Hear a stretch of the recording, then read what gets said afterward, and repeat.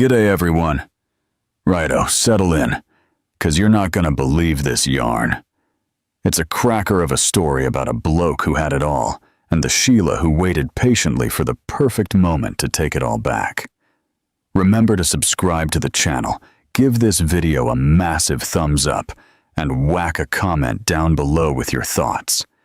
You don't want to miss a beat. The sound that made the silence in courtroom 4B of the Sydney District Court so absolute, you could hear the buzz of the fluorescent lights wasn't the judge's gavel or the rustle of papers. It was a soft, defiant pop of a cork. Rick the Duke O'Connell, a bloke carved from pure arrogance and the finest wool of his bespoke suit, stood up with a triumphant smile, his arm wrapped around a woman who most definitely wasn't his missus. With a flourish fit for a king, he uncorked a bottle of premium Aussie sparkling and poured 2 glasses, his lover, Saskia Lane, giggling beside him. He was here to finalize the divorce, to shake his 20-year wife off his back like a minor inconvenience. But Rick never got to taste his bubbles, because what came next wasn't a settlement, it was an annihilation. Rick O'Connell didn't just enter a room, he conquered it. That Thursday morning, he strode into the hushed, wood-paneled corridors of the courthouse like he was stepping onto the deck of his super yacht on Sydney Harbor. He was a monument to his own success, from the polished gleam of his Italian leather loafers to the cocksure set of his jaw. His suit, the color of a coming storm, was a stark contrast to the almost offensively cheerful disposition he wore like a medal. On his arm was Saskia Lane, 28 years old, a full 2 decades younger than the woman she was helping to replace. Saskia was all sharp angles and modern beauty, a living testament to Rick's virility and wealth. Her dress was a fine crimson silk that clung to a figure sculpted by personal trainers and a carefree lifestyle. She looked at Rick with that doe-eyed adoration only a man with a 9-figure net worth could inspire. To the reporters and legal assistants clustered in the hallway, they weren't just a couple. They were a statement. A billboard for a midlife crisis so epic it deserved its own reality TV series. But the real showstopper, the act of hubris that would be talked about for years, was what his assistant was carrying. A silver ice bucket, from which the neck of a bottle of bubbly protruded. It was a theatrical act of contempt so profound it stole the air from the hallway. They weren't there for a legal proceeding. They were there for a coronation. Rick was celebrating the final nail in the coffin of his marriage. Across the courtroom, almost invisible in her quiet dignity, sat Isabel O'Connell. At 49, she wasn't the haggard, broken woman everyone expected to see. There was no trace of the hysterical wife, no sign of the spurned victim. She wore a simple navy blue dress. Her blonde hair, with threads of silver, was pulled back in an elegant bun. Her hands, unadorned, save for the wedding ring she hadn't yet removed, were calmly folded in her lap. She sat with her lawyer, Eliza Jones, a woman whose stillness masked a mind as sharp as a steel trap. Isabel watched Rick's entrance not with tears, but with a strange, unsettling serenity. She saw the bubbly, saw Saskia's triumphant smile, and felt a wave not of pain, but of pity. He still didn't get it. After all this time, after everything she had done, everything they had built, he still saw her as nothing more than a household accessory he was now discarding. The room filled up. Rick and Saskia took their seats at the petitioner's table. His lawyer, a burly, equally smug bloke named Carl Simpson, arranged his files with a flourish. Simpson gave a curt nod to Eliza Jones, a gesture dripping with condescension. He saw this as an open and shut case, a high-asset divorce where the non-earning spouse got a generous but strictly limited payout. He'd handled dozens of them. The blokes always won. The court officer's voice boomed. "All rise." Judge Helen Peters entered. She was a woman in her late 60s, with a reputation for not suffering fools. Her piercing eyes scanned the room, pausing for a split second on the ice bucket at Rick O'Connell's feet. A flash of something unreadable, amusement, annoyance, crossed her face before she sat on the bench, her expression settling into an impassive mask of judicial authority. "Be seated," she ordered. Rick leaned over to Saskia and whispered, his voice just loud enough for the front rows to hear. "Get ready to toast your new life, love." He gave her a wink. Isabel closed her eyes for a single, long second. She wasn't praying. She was remembering the beginning. Before the marble and the glass towers, before the contempt and the bubbly. She was remembering a tiny apartment that always smelled of paint thinner and ambition, and the man who once promised her the world, not imagining that one day she'd be the legal owner of it. 25 years ago, Rick O'Connell wasn't a titan of industry. He was a bloke with limitless energy, a charming grin, and holes in his socks. He was a tradie with a ute and a dream, struggling to get his little construction business off the ground. He met Isabel Duran at a local Bunnings. She wasn't a socialite. She was an architecture history student with a passion for design and a sharp eye for potential. He was buying plasterboard. She was sketching the trusses of an old heritage building across the street. He fell instantly for her quiet intelligence and the way she saw the world, not just for what it was, but for what it could be. Their courtship was a whirlwind of late-night talks, fueled by cheap coffee over blueprints on their tiny kitchen table. He had the brawn and the salesmanship. She had the vision. "People don't just buy a house, Rick," she told him one night, tapping a pencil on a plan. "They buy a feeling. They buy a story of the life they want to live." It was Isabel who convinced him to stop building cookie-cutter houses and start creating homes. It was Isabel who, using her grandmother's inheritance, a modest but crucial $50,000, provided the seed money for them to buy their first run-down Victorian terrace in a neighborhood no one wanted. Rick saw a dump. Isabel saw good bones and a future. While he handled the construction crews, she handled the soul of the project. She spent weeks researching the home's original history, sourcing era-appropriate fittings, designing a floor plan that was both functionally modern and historically respectful. She wasn't just decorating. She was creating the very product he was selling. When it was finished, it sold in a single day for 3 times their investment. Their company was born. O'Connell Properties, Rick wanted to call it. "Nah," Isabel had said firmly, a rare moment of assertiveness in those early days. "It should be O'Connell and Duran Properties. We're partners in this. Your name and my name together." Rick, still head over heels in love and acknowledging the truth in her words, had happily agreed. The name was registered and the partnership legally formed, with both listed as founding partners. That crucial detail, signed in a document in a registry office, was a promise etched in ink. The next 10 years were a blur of success. O'Connell and Duran Properties became the top name in luxury restorations and high-end developments. Isabel's design philosophy, a mix of classic elegance and comfortable living, became their signature. She was the silent force behind the brand, while Rick was the face, the one in the magazines shaking hands with mayors and financiers. Isabel was the one staging the properties, curating the art, arranging the intimate dinner parties where hesitant investors were persuaded to sign multi-million-dollar checks. She cultivated the relationships that Rick then leveraged for his deals. She curated his social life with the same meticulous care she used to design a living room, understanding that in their world, perception was currency. But success changed Rick. The man who once valued her vision began to belittle it. Her work became her little hobbies. The investor dinners she orchestrated were just parties. The 50 grand of her family's seed money was forgotten, rewritten in his mind as a small loan he'd dwarfed with his own genius. He began to believe his own press. He wasn't part of a team.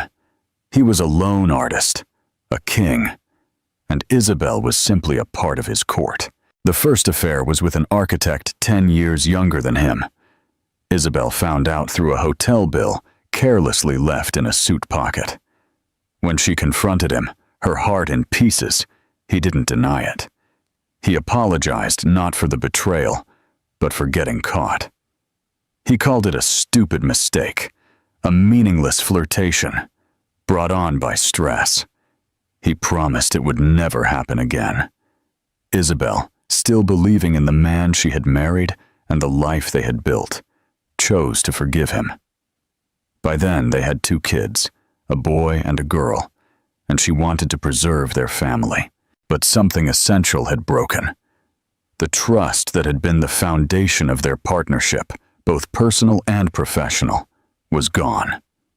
A few years later, a different kind of threat emerged. A rival developer launched a frivolous but potentially damaging lawsuit against O'Connell and Duran Properties. Their lawyer at the time, a nervous old fella named Robles, panicked. He advised Rick that, to protect his core assets from a potential judgment, he should transfer his majority stake in the company to Isabel. Her name isn't on the building permits. Her public profile is purely social. She's clean, Robles argued. It's a temporary measure. We'll put everything in her name. A simple asset assignment. Once this blows over, she signs it back. It's foolproof. Rick loved the idea. He felt so bloody clever. He presented it to Isabel as a brilliant legal strategy to protect their family's legacy. He made her feel like his trusted confidant, his partner in this clandestine maneuver. "I need you, Izzy," he'd said, his voice full of the same heartfelt charm he'd used in his Bunnings days. "You're the only one I can trust to hold this for me." Isabel, wanting to believe he still saw her as his partner, agreed. She went to the lawyer's office alone. Rick was too busy closing a deal in Brisbane, and she signed the document. The post-nuptial asset assignment agreement. It felt cold and clinical. She signed where the lawyer told her to, her mind on protecting her children's future. She never received a final executed copy. Rick told her it was filed away, a formality that was all handled. The lawsuit was eventually dropped, and life went on. Rick never asked Isabel to sign the assets back. He never mentioned the agreement again. Why would he? In his mind, it was all his anyway. The piece of paper was a formality. He was the king, and she was just the vault keeper. He forgot about the document, just as he had forgotten about her initial investment, her design genius, and her name etched beside his on the company's founding papers. He forgot that a promise once written into law has a life of its own, and in his forgetfulness, he had handed her the keys to the entire kingdom. Back in the present, the courtroom buzzed with anticipation. Judge Peters adjusted her glasses and looked at the 2 tables. "Mr. Simpson, you may proceed." Carl Simpson rose to his feet, a beefy man in his 50s. He clasped his hands behind his back and walked slowly before the judge. "Your Honor," he began, his voice smooth and practiced. "This is, in essence, a simple matter. We are here today to dissolve the marriage of Rick and Isabel O'Connell. While this is always a sad occasion, my client, Mr. O'Connell, is prepared to be more than fair. He is a man who honors his commitments." He paused, letting the irony of his statement hang in the air, though he himself was oblivious to it. Mr. O'Connell built a property empire, O'Connell and Duran Properties, from the ground up, through his own sweat, his own genius, and his own considerable risk. Mrs. O'Connell, for her part, was a dedicated wife and an excellent mother. She created a comfortable home and supported him socially, as was her role. For this, Mr. O'Connell is deeply grateful. Isabel sat motionless, her expression unreadable. Beside her, Eliza Jones made a small note on a legal pad. Simpson continued, his voice swelling with magnanimity. Therefore, my client is offering a settlement that can only be described as exceptionally generous. A one-off payment of $10 million tax-free, the deed to the Vaucluse mansion, paid in full, and a spousal support payment of $50,000 per month for the next 10 years. Your Honor, this is a package that will allow Mrs. O'Connell to continue living in extreme comfort for the rest of her life, without having to work a single day. He turned slightly to face Isabel's table, a condescending smirk on his lips. It's a generous offer, a final gift in recognition of their years together. We believe it is more than equitable, and we hope the court will see it that way, allowing us to conclude this matter swiftly. He sat down, an expression of immense self-satisfaction on his face. Rick leaned back in his chair, crossing his legs and giving Saskia's hand a confident squeeze. $10 million to him was a rounding error, the cost of an annoyance, a small price to pay for his freedom, and the entirety of the billion-dollar empire he considered his alone. Judge Peters looked to Isabel's table. Ms. Jones? Eliza Jones rose to her feet. She was the physical opposite of Carl Simpson. Where he was broad and loud, she was slender and serene. She didn't pace. She stood perfectly still, her presence commanding the room through her sheer focus. $10 million, Your Honor, Eliza began, her voice clear and precise. We thank Mr. Simpson for his performance. However, we are not here today to negotiate a settlement for Mrs. O'Connell. A murmur rippled through the gallery. Simpson's grin tightened. Mr. Simpson paints a picture of a benevolent king bestowing riches upon a loyal subject. This picture is a fantasy, Eliza continued. It is a narrative constructed to erase my client's fundamental role, not just in the marriage, but in the very creation and ownership of the assets in question. We are not here to divide matrimonial assets, Your Honor. We are here to confirm legal ownership. The murmur grew louder. Rick uncrossed his legs. A flash of irritation crossed his face. What was this rubbish? My client, Isabel Duran, is not seeking a handout from her husband, Eliza said, her voice dropping slightly, drawing everyone in. She is not the non-earning spouse Mr. Simpson so dismissively described. The evidence will show that Mrs. Duran was the founding partner of O'Connell and Duran Properties. Her financial investment was the seed from which it grew. Her creative vision was the product it sold. And most importantly, as we will prove with legally binding and fully executed documents, she is, and has been for several years, the majority and controlling owner of the entire corporate structure of O'Connell and Duran. The courtroom fell into a stunned and absolute silence. Carl Simpson shot to his feet. Objection, Your Honor. This is absurd. It's a desperate, fanciful claim. Rick stared at Eliza Jones, as if she'd just started speaking in tongues. He let out a short, sharp laugh of disbelief. Controlling owner? She's nuts, he muttered to Saskia, who was now looking from Rick to Isabel with a growing sense of confusion. Judge Peters raised a hand. Mr. Simpson, sit down. Your objection is noted, but this is an opening statement, not testimony. She looked at Eliza. Ms. Jones, you're making an extraordinary claim. I trust you have more than just rhetoric to back it up. Eliza Jones gave a small, confident smile. Yes, Your Honor, we have documents, we have witnesses, and we have the truth. Mr. O'Connell, in his arrogance, appears to have forgotten the fine print of his own history. We are simply here today to remind him. She sat down. Isabel looked straight ahead, her gaze meeting Rick's across the room.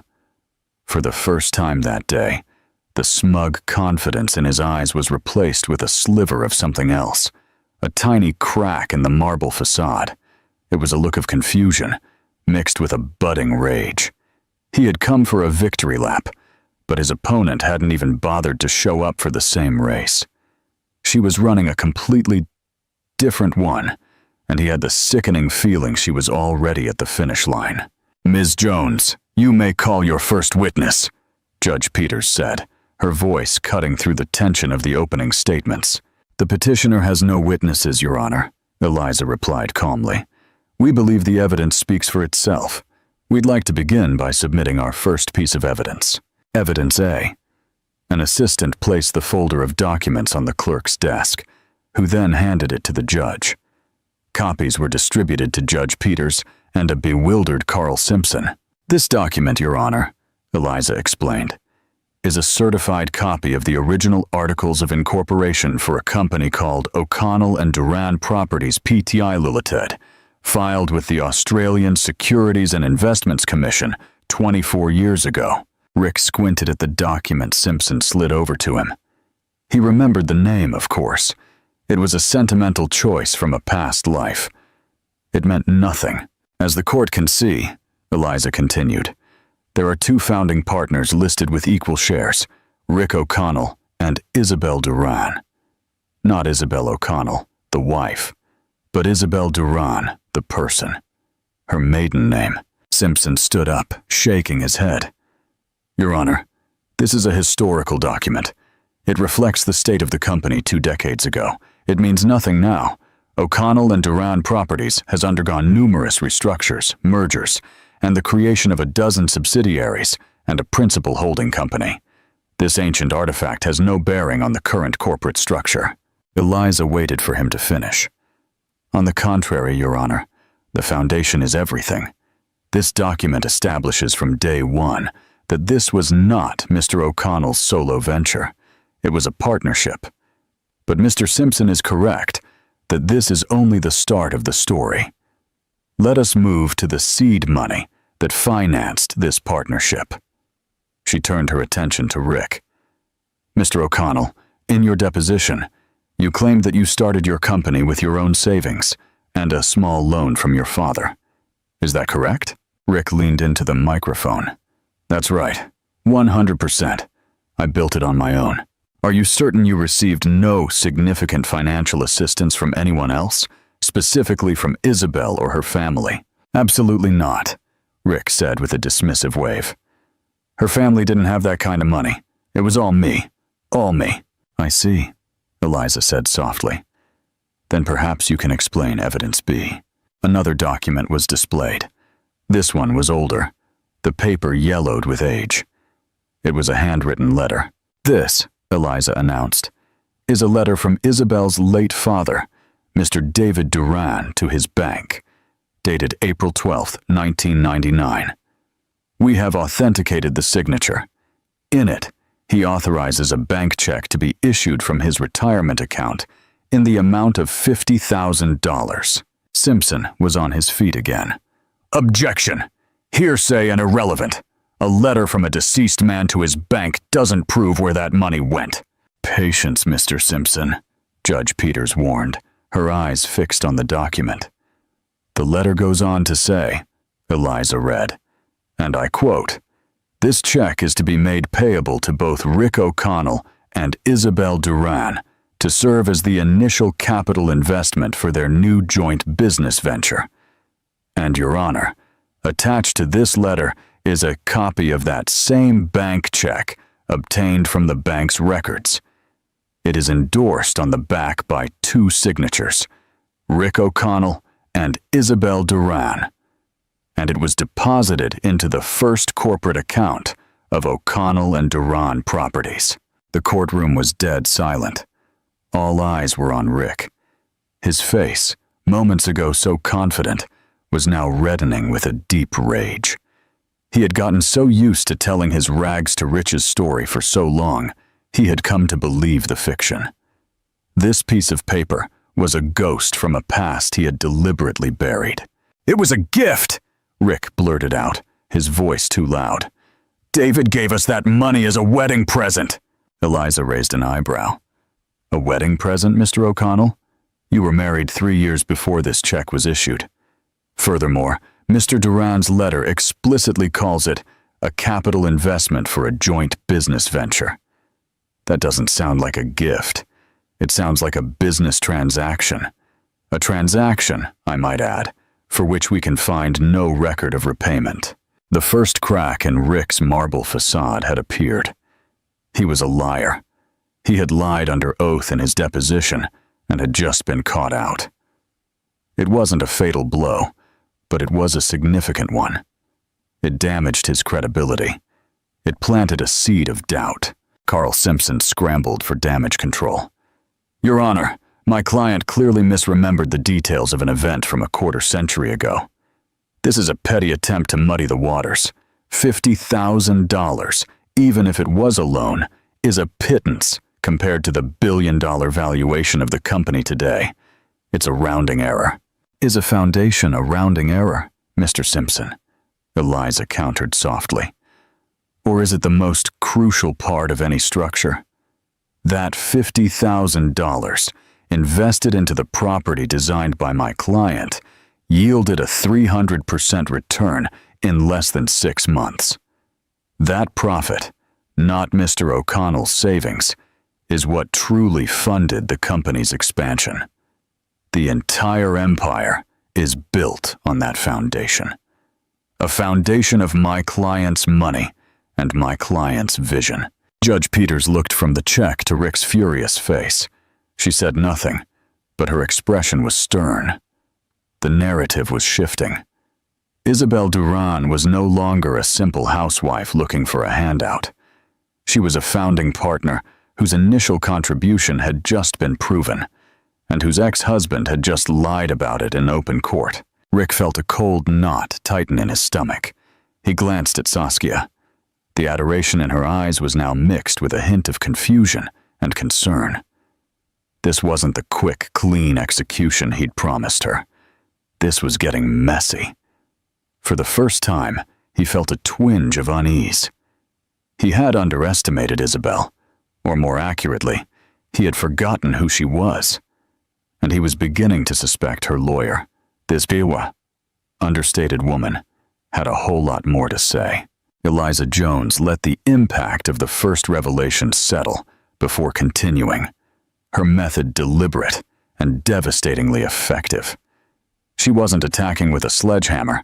She was dismantling Rick's fortress brick by brick. Now that we've established the financial foundation of O'Connell and Duran Properties, she said, addressing the judge, let's move to its creative foundation.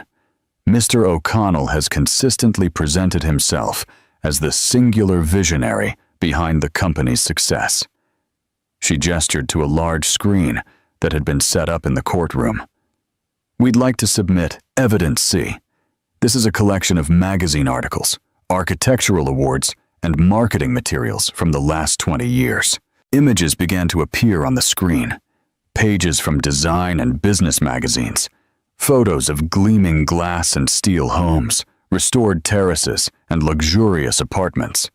In every photo with a person was Rick. Rick in a hard hat on a construction site. Rick in a boardroom pointing at a model. Rick accepting an award.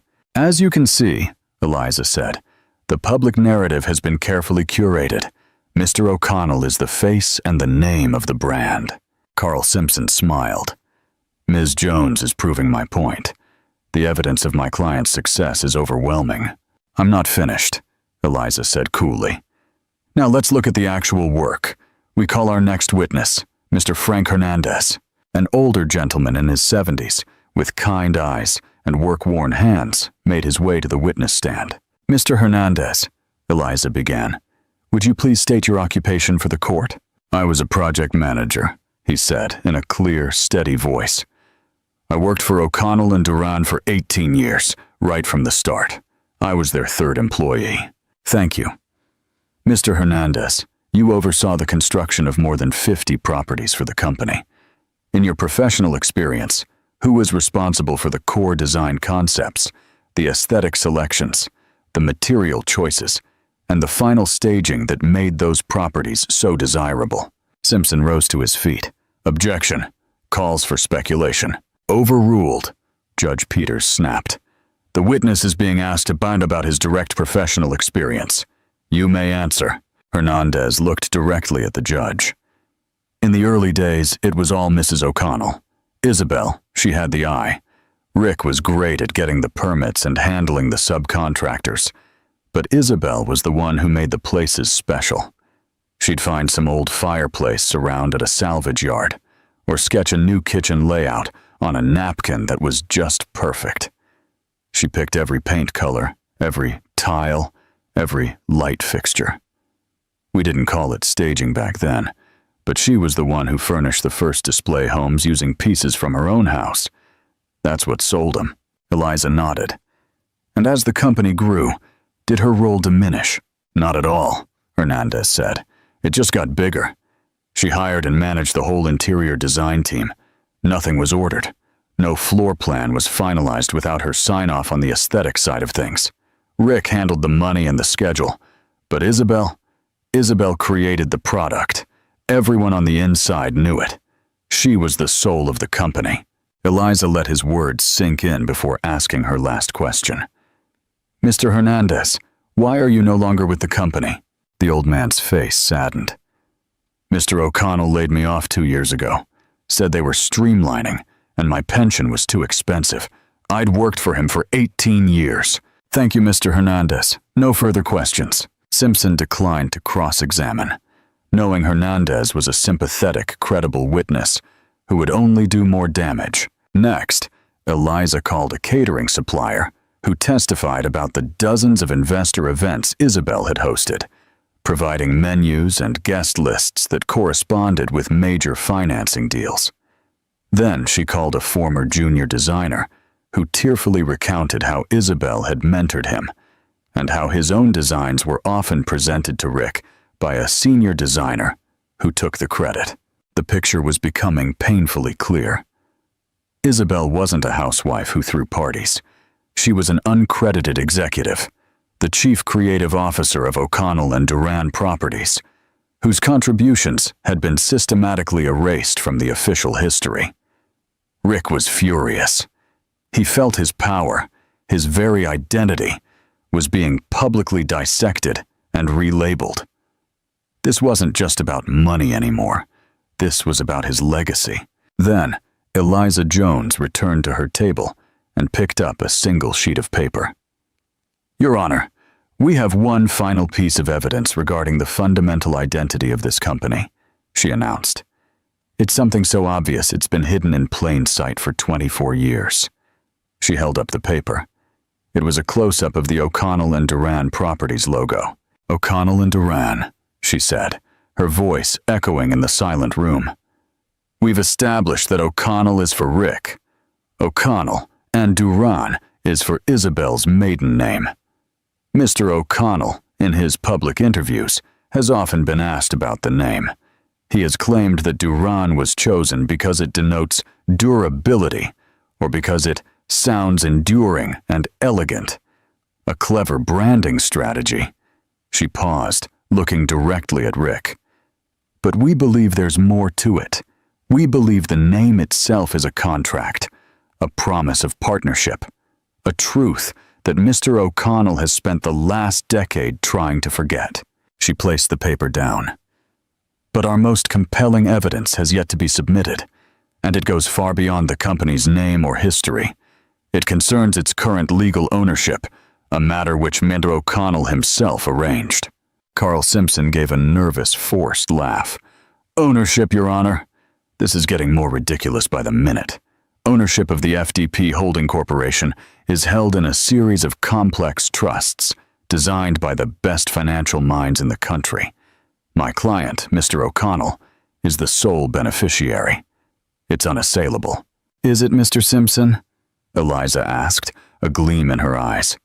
Because we have a document signed by your client that says otherwise. Rick's blood ran cold. The lawsuit.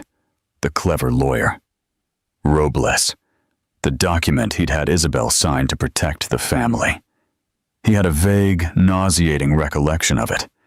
He'd seen it as a clever trick, a temporary shell game. It had never occurred to him to reverse it.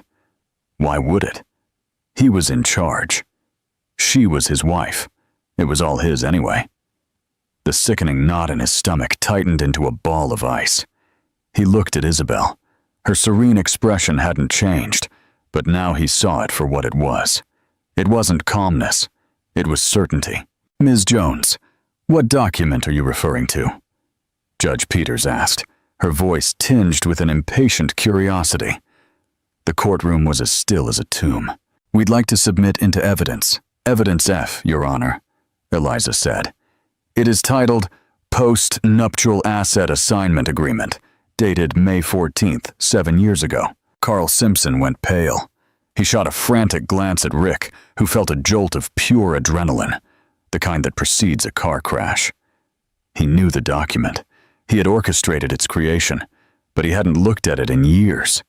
He had forgotten the details, trusting its purpose to temporarily protect him. The clerk handed the document to Judge Peters and a copy to Simpson's table. Simpson snatched it, his eyes scanning the dense legal text with mounting horror. "Your Honor," Eliza began to explain. 7 years ago, O'Connell and Duran Properties faced a significant, though ultimately unsubstantiated, lawsuit. On the advice of his then attorney, Mr. O'Connell decided to legally insulate his assets. The solution he chose was to transfer his majority interest in the principal holding company, the entity that owns all the subsidiaries, every property, every dollar to his wife's name. A wave of gasps spread through the gallery. Saskia's perfectly manicured hand flew to her mouth. Simpson found his voice, sputtering. "A temporary transfer, a common asset protection strategy." "The law, Mr. Simpson," Eliza countered, her voice dangerously soft, "doesn't care about vague understandings. It cares about what is written and what is signed. Please direct your attention to page 4, section 3, subsection B." Simpson's fingers fumbled with the pages.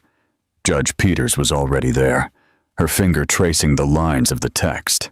"The clause," Eliza said, her words like hammer blows, "stipulates the conditions under which the assets would revert to Mr. O'Connell.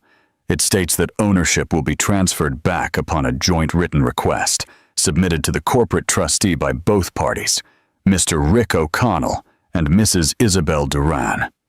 She paused, letting the words hang in the air.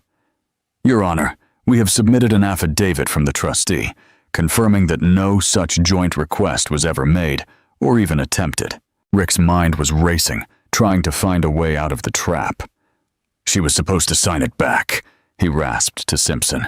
"Did you ever present a document to her to sign to return the assets, Mr. O'Connell?" Eliza asked, as if she could hear his thoughts. Rick was cornered. He hadn't. Once the lawsuit faded, he was consumed by a new mega-project in Brisbane. The document, the transfer, it all slipped his mind. An administrative detail. He was the king. Paperwork was for peasants. He never imagined his queen, the quiet, subservient woman, would ever think to use the power he had so carelessly handed her. O'Connell, sweating profusely, tried another angle. "Your Honor, this document was clearly signed under duress, the duress of a lawsuit, and was presented to Mrs. O'Connell by my client's lawyer. She had no independent legal advice. The agreement is unconscionable and should be voided." It was a good legal argument, a standard one. Eliza Jones was ready for it. "Unconscionable, Mr. Simpson?" she asked. "My client was told by her husband that he was acting to protect their family's legacy. He told her he was placing his ultimate trust in her. He framed it as an act of partnership. She signed voluntarily, believing she was helping her husband and securing her children's future. Then she delivered the final, crushing blow. Furthermore," Eliza continued, "Mr. O'Connell wasn't the only one with legal advice.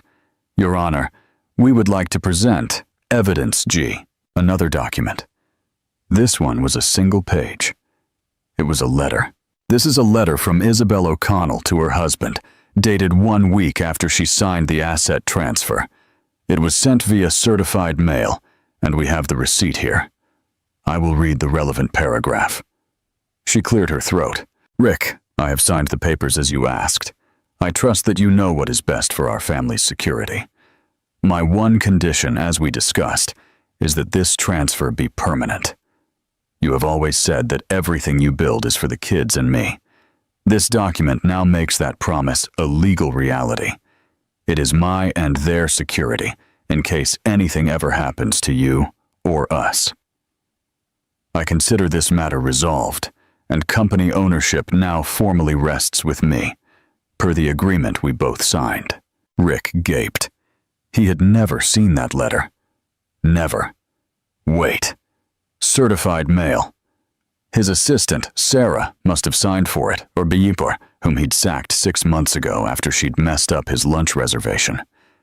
He had a vague memory of her handing him a stack of mail, official-looking envelopes he'd told her to just file away. He never read them. He had more important things to do. Your Honor, Eliza concluded, her voice ringing with finality. Mr. O'Connell received this letter. He never challenged it. He never replied. He never took any action to reverse the transfer. By his own inaction and silence, he legally accepted its terms. He was so certain of his control over his wife that he ignored a legally binding declaration that stripped him of his entire fortune. He didn't forget it. He simply didn't care. He believed that documents, laws, the very promises he made, didn't apply to him. She turned and looked at Rick O'Connell, her eyes filled with a cold, clear fire. He was wrong. Rick slumped in his chair, his face the color of ash. He shuffled his papers, but it was a useless gesture. He was a general whose army had turned out to be a parade of cardboard cutouts. Rick O'Connell no longer looked at his lawyer, or the judge, or even Isabel. He was staring into a void, at the ghost of his own monumental arrogance. He had built an empire, but he had been too proud to read the deed. He had set a trap to protect himself, and then, in his hubris, he had walked right into it, pulled the rope, and latched the cage door from the inside. And standing outside that cage, holding the only key, was the woman he had tried to discard like yesterday's news. What do you reckon about Isabel's strategy? Do you think her patience and cunning were the keys to her victory? Let us know your thoughts in the comments section. Judge Helen Peters removed her glasses and placed them deliberately on the polished wood of the bench. The action, small and tidy, seemed to absorb all the sound in the room. She rubbed the bridge of her nose, her eyes closed for a moment in contemplation. To the gallery, it looked like a moment of judicial reflection. To Rick O'Connell, it felt like an eternity in the electric chair. The judge wasn't just considering the facts. She was gathering the full weight of the consequences she was about to unleash. When her eyes opened, they were devoid of warmth. They were the eyes of the law itself, impersonal, unforgiving, and absolute. She looked down, not at the lawyers, but directly at Rick, pinning him with a stare that peeled away his designer suit and confident facade, leaving only the scared, two-timing bloke underneath. Mr. O'Connell, she began, her voice quiet, but with an edge of cold steel that cut through the silence. In my 20 years on this bench, I've seen a great many dissolution proceedings. I've seen acrimony, sadness, and greed. I've seen complex financial arrangements designed to hide assets, and I've seen simple ones designed to ensure fairness. But rarely, she paused, letting the word hang in the air, have I seen a case where one party has displayed such profound and willful ignorance of their own legal and personal history. Rick's throat went dry. This wasn't a ruling. This was a vivisection. You sat before this court, Judge Peters continued, and under oath in your deposition, you constructed a myth of the lone genius, the self-made titan who single-handedly forged an empire. You erased your partner. You testified that the foundational capital for your company was yours, when we have seen irrefutable evidence, a bank check endorsed by your own hand, that it came from the family of the woman you now seek to discard. That wasn't a lapse in memory, Mr. O'Connell. That was perjury. Carl Simpson winced as if he'd been struck. His client hadn't just been out-strategized. He had been exposed as a common liar. The judge continued her dissection. You then proceeded to minimize Mrs. O'Connell's contributions to mere hobbies and social duties. Yet witness after witness, from your own longtime project manager to the very people who designed your products, have testified that Isabel Duran was not an accessory to your success. She was its chief architect. She was not just a partner in your marriage.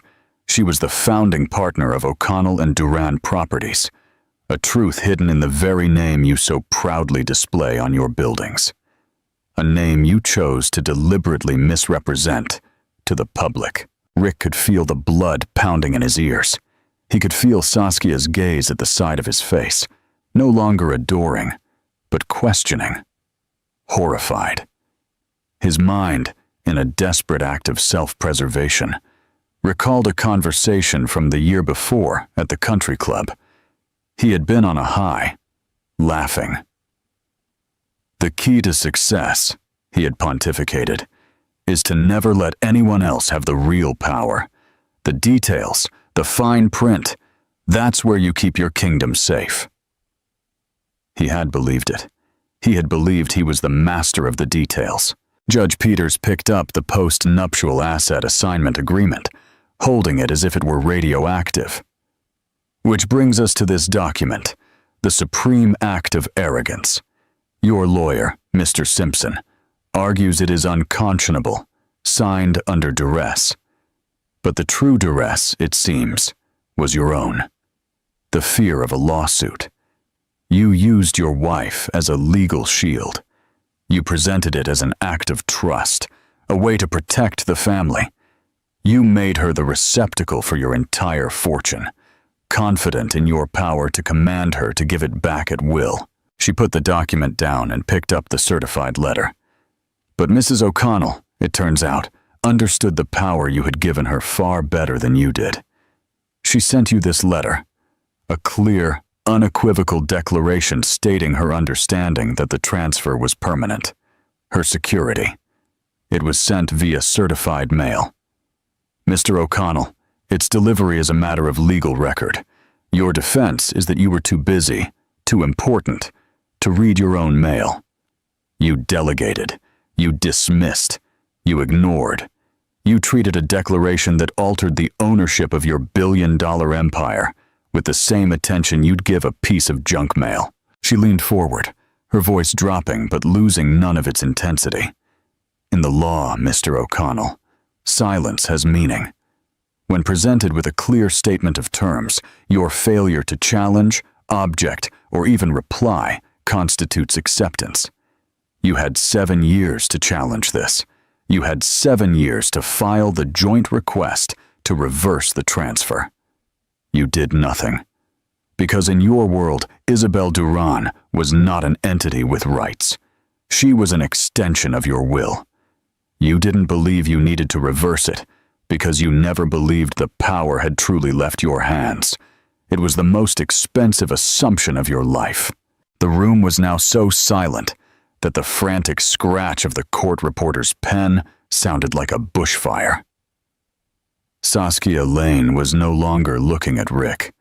She was staring at her own crimson-painted nails, the dream of a future as Mrs. O'Connell dissolving into a nightmare. The bloke she had latched onto wasn't a king. He was a gala who'd given his crown away and forgotten where he'd put it. Rick O'Connell felt a cold wave wash over him, a horrifying clarity. The courtroom walls seemed to be closing in. The smug confidence that had been his armor for decades had been peeled away, and he was bare and exposed. He looked at Isabel. Her face was serene, but her eyes held the knowledge of this day, a knowledge she had carried alone for years. He had mistaken her silence for submission, her patience for weakness. Now he saw it. It had been discipline.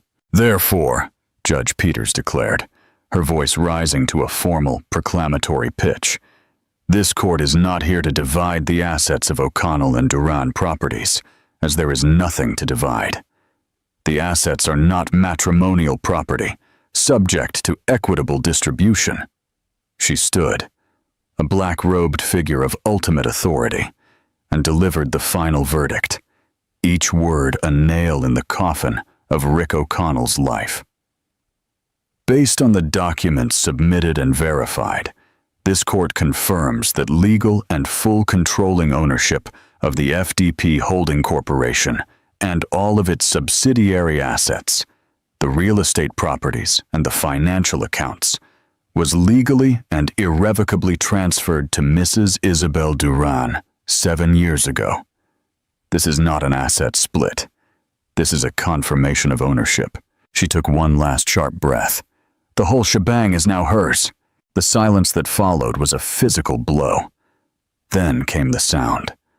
The bottle of bubbly, forgotten and slippery with condensation, slid from Rick's nerveless hands. It didn't smash. It hit the marble floor with a sick, dull thud, the sound of a fallen monarch. The bottle of bubbles rolled ignominiously across the floor and came to a halt near the witness stand, its promise of celebration now a mocking epitaph. Rick opened his mouth to yell, to object, to rage against the impossible injustice of it all. But all that came out was a dry, rasping gasp. His power, his voice, his very identity had been stripped away.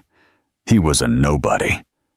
Judge Peters banged her gavel once, the sharp crack echoing like a gunshot through the tomb-like silence.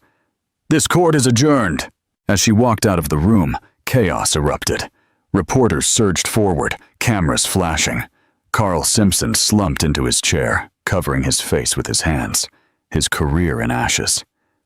Saskia Lane stood, gave one last look at the empty man she'd staked her future on, a look of pure, unadulterated contempt, and walked out without a word. In the midst of the pandemonium, Eliza Jones placed a gentle hand on Isabel's arm. Isabel rose, her movements fluid and unhurried. She smoothed the front of her simple navy blue dress, a gesture of quiet finality. Her eyes met Eliza's, and she gave a small, grateful nod. Her victory wasn't in the chaos exploding around her, but in the silence she had finally won. She turned and walked towards the exit, without a backward glance at the man who was now just an accessory in a life she was leaving behind. She walked out of the courtroom, not into the arms of another man, but into the embrace of her own reclaimed future. The empire was hers. This story reminds us that true strength isn't always loud and boastful. Sometimes it's in the silent details, the patient planning, and the guts to wait for the perfect moment to reveal the truth. Rick O'Connell thought he was closing a chapter, but Isabel Duran showed him he'd never even read the book. If this yarn about justice, strategy, and ultimate vindication resonated with you, please give it a like and share it with someone who appreciates a story where the tables turn in the most spectacular way. And don't forget to subscribe to our channel and hit that notification bell. We bring you the most compelling real-life dramas and stories of poetic justice every week. Cheers, and catch you next time. Catch.